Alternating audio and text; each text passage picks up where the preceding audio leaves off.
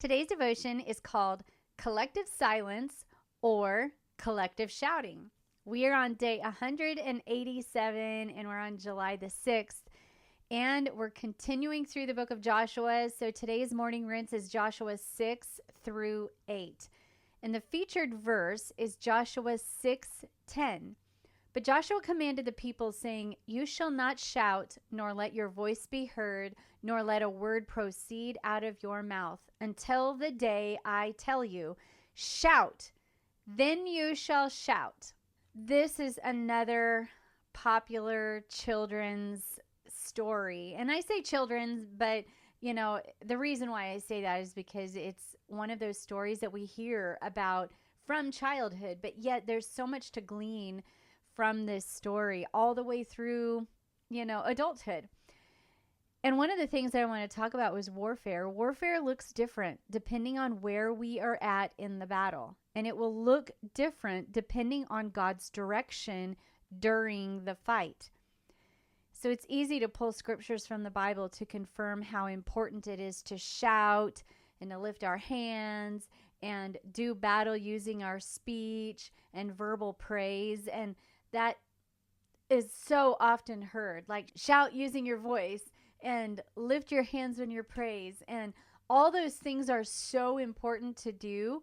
And all those things are, have a place, and I'm not discrediting that at all. It is definitely something that's important. But what about this silence?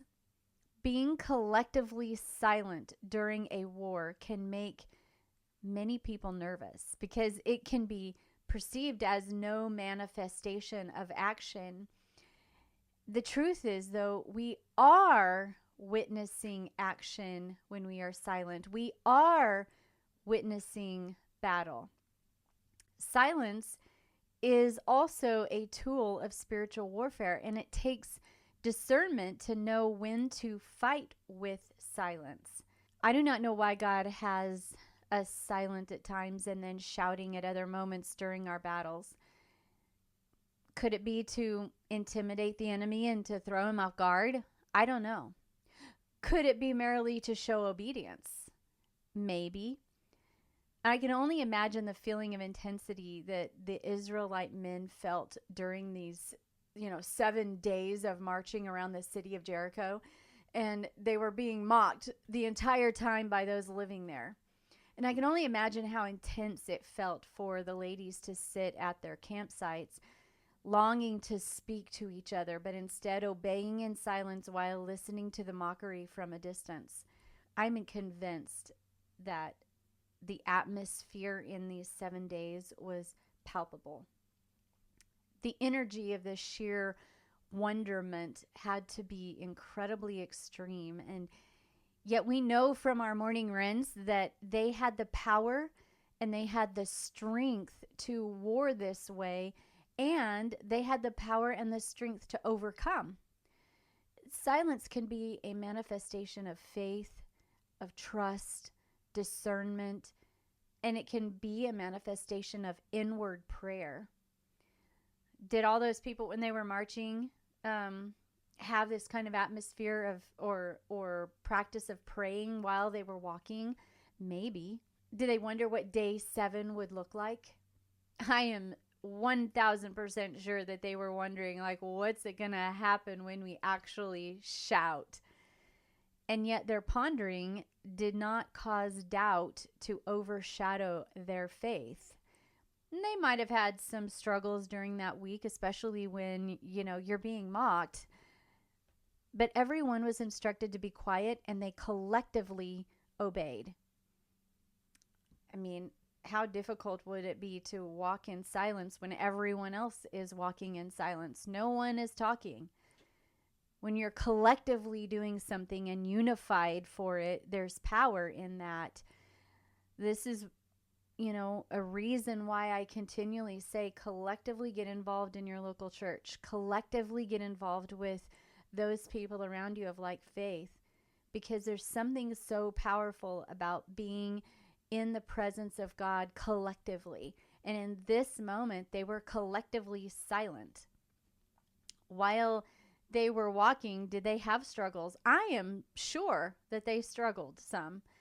But having people next to you while you're walking through the struggle helps you to stand taller for sure. I mean, everyone was instructed to be quiet and they collectively obeyed. We must remember the battle is not fought only on the battlefield with our weapon in hand, but it begins way beyond the swords. And it begins way even before even the swords are introduced into the picture or even drawn. It begins with training in our prayer closet. It begins learning to submit to leadership. It begins with studying our enemy. It begins in obedience. It begins in growing our faith.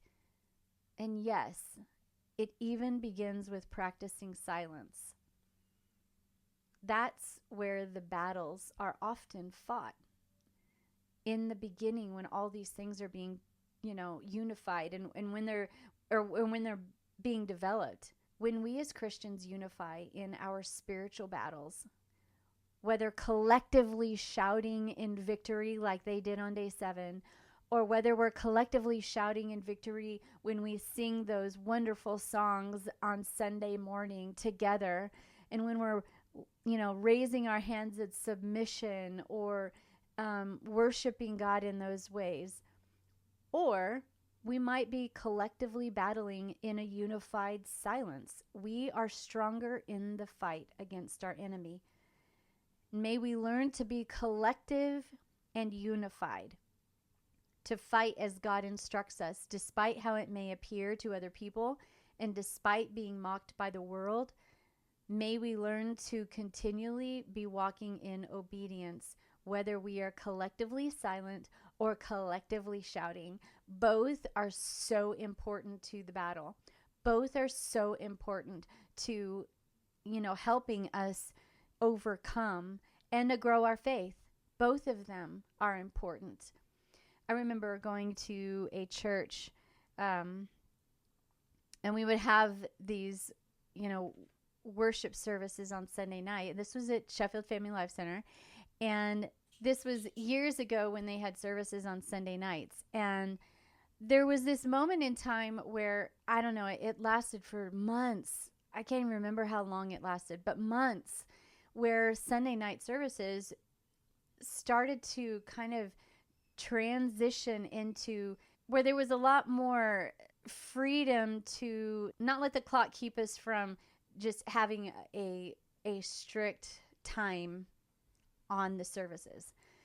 And with this freedom came this openness to, okay, what is the Holy Spirit telling us to do at this moment? And I remember there were several weeks where we would go there and expect to hear prophetic words or words of knowledge, or, maybe a longer worship time, and maybe the Spirit would move and would have us, obeying in certain areas. There were these times where it was like the Spirit of the Lord said, be quiet.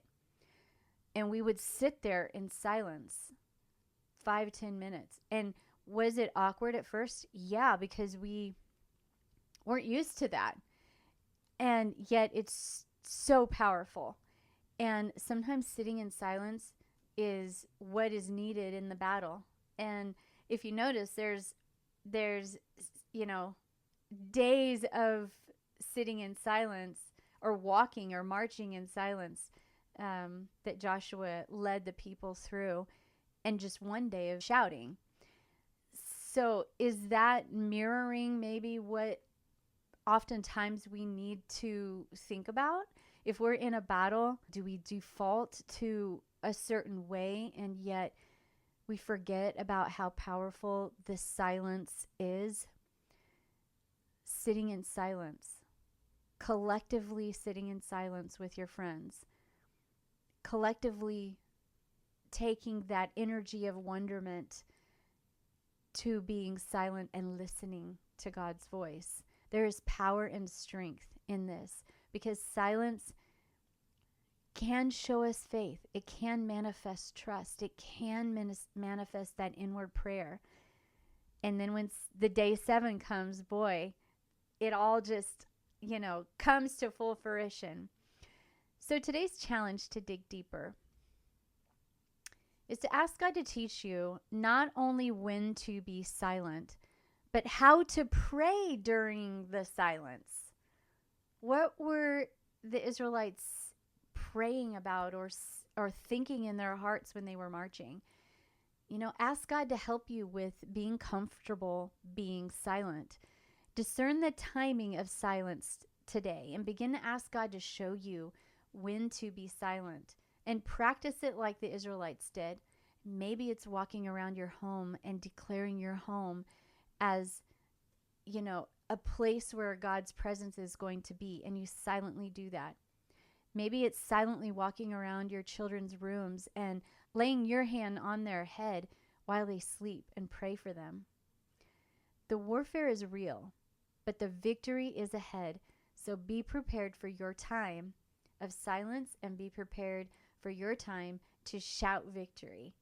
And I'm praying that that the collective silent part of battles can become something that you are comfortable with as well. And as you are writing down your reflection today, write down an example that you thought about from today and what happened during your silence. Did you practice today thinking and sitting in silence? And how did you feel? Was there a time when you wanted to, speak out or say something, but you just felt like you were supposed to sit there in silence? And how did it, how do you think you were battling in the spirit when you were silent? Do you feel God speaking to you in the silence? So write all that down, and I look forward to hearing some of your inspiration and some of your stories with this. And until we meet again, until tomorrow, keep rinsing, reflecting, and repeating. God bless you.